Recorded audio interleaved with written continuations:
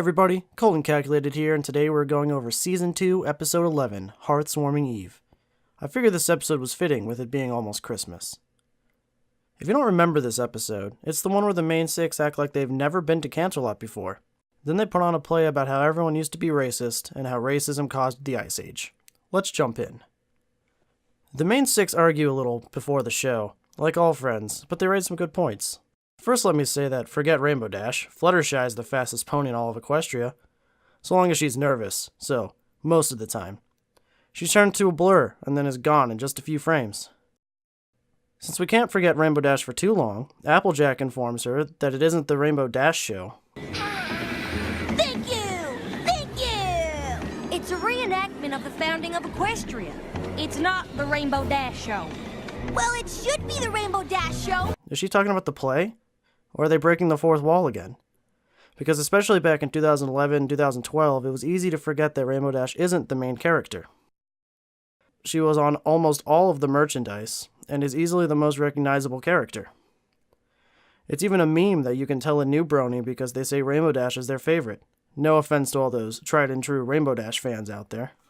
Pinkie Pie is confirmed to be able to see the future by predicting her own actions. I spy somebody eating a gingerbread house! Which we all know predicting Pinkie's actions is nearly impossible, although maybe it doesn't take the Pinkie sense to foresee her eating baked goods. The play begins, and then the graphics and special effects get a lot better, and the actor's ability to cry on demand is impressive. They say long before the time of Luna and Celestia, but in the Journal of the Two Sisters we learn that they actually knew these leaders. In fact, after settling into Equestria and becoming friends at the end, they put up the flag of the Two Sisters.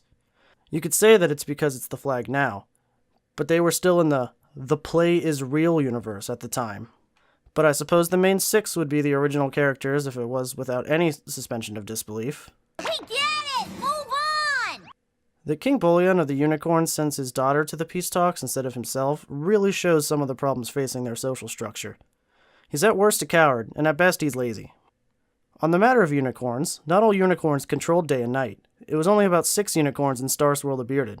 Where is Starswirl? He would have been around at this time. We even know that Clover the Clever, a known student of his before they were lost in time, is in the play. Timeline-wise, this would actually be right before the reign of Luna and Celestia. Chancellor Puddinghead tells the others to stop using their weirdo powers to freeze everyone, and Commander Hurricane retorts that they aren't shocked that an Earth Pony has no ideas, and then blames the unicorns and their freaky magic. I believe so far that the message of this episode is that all leaders are awful.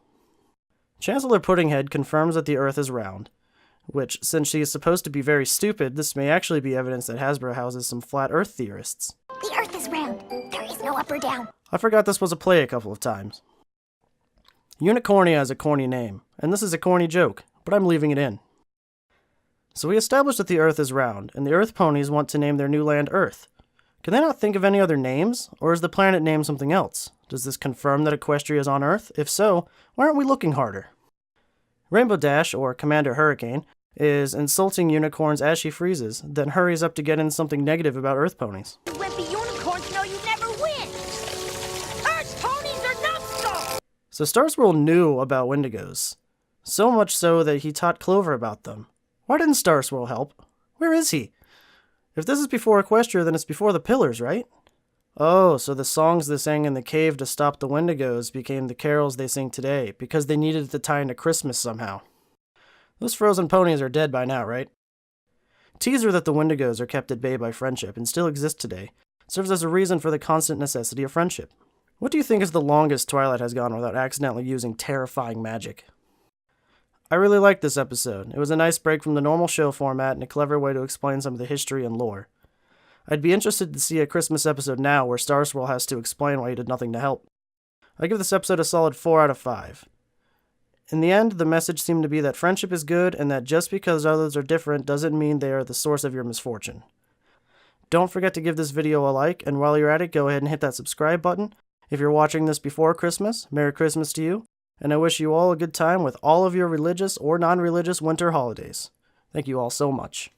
The Hearth's Warming Eve pageant is about harmony and friendship. Shut the window!